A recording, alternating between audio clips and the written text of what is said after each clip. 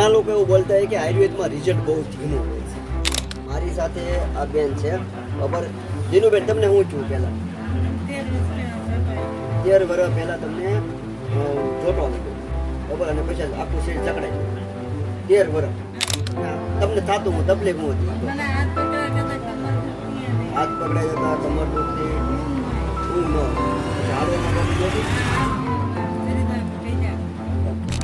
આયુર્વેદમાં રિઝલ્ટ બહુ ધીમું હોય છે. હું તમને લાઈવ પ્રૂફ દેખાડું. આયુર્વેદમાં તારે રિઝલ્ટ ધીમું ન હોય, પરમેનન્ટ હોય છે. મારી સાથે આ બેન છે બરાબર. જીનુબેન, તમને હું છું પહેલાં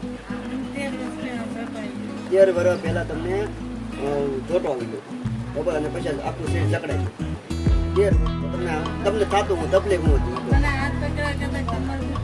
હાથ પકડાઈ જતા, કમર દુખતી, ઊંઘ ન હતી, પછી હાલવામાં પ્રોબ્લેમ હતી.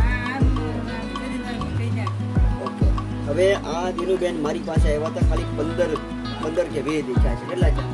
15 દી છે બરોબર ને. 15 દી પહેલા આવ્યા અને મેં અમને આયુર્વેદનો આખો કોર્સ શરૂ કરાવ્યો. એને ખાણીપીણી બદલાવી. હવે 15 દિવસ પછી હું જીનુબેનને પૂછી શું ફાયદો છે મને ઘણો ફાયદો. એટલે તમને કમર દુખાવો થાય જશે, પછી તમારે આંગળા હજુ તો આમ થઈ ગયેલા હતા, હવે એ સીધા થઈ ગયા બરાબર. તમે કહેતા ને બેન બોલવામાં વાંધો પડતો ને પહેલાં, જ્યારે 15 દી પહેલાં આવતો હતો ને ત્યારે એનું જે ઉચ્ચારણ થવું જોઈએ, જે હરખું બોલાવવું જોઈએ, એટલું બોલાતું હવે બોલાય છે.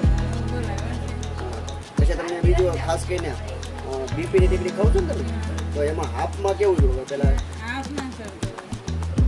પહેલાં કરતાં કામ કરીએ કહો શું કરો?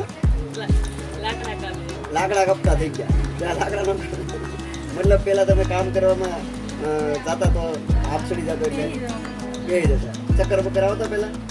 હવે કાંઈ નથી થતું. આ રિઝલ્ટ છે માત્ર 10 દિવસ, 15 દિવસ બરાબર ને. 15 દિવસમાં તો આવું રિઝલ્ટ આવતું હોય. લોકો શું કે ખબર છે રિઝલ્ટ નથી આવતું.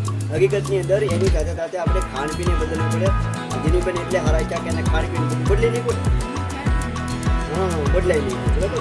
અને બજારમાં ખાવાનું બંધ કરી દીધું. મોટા ભાગે આપણે બીમાર જ બજારમાંથી કરી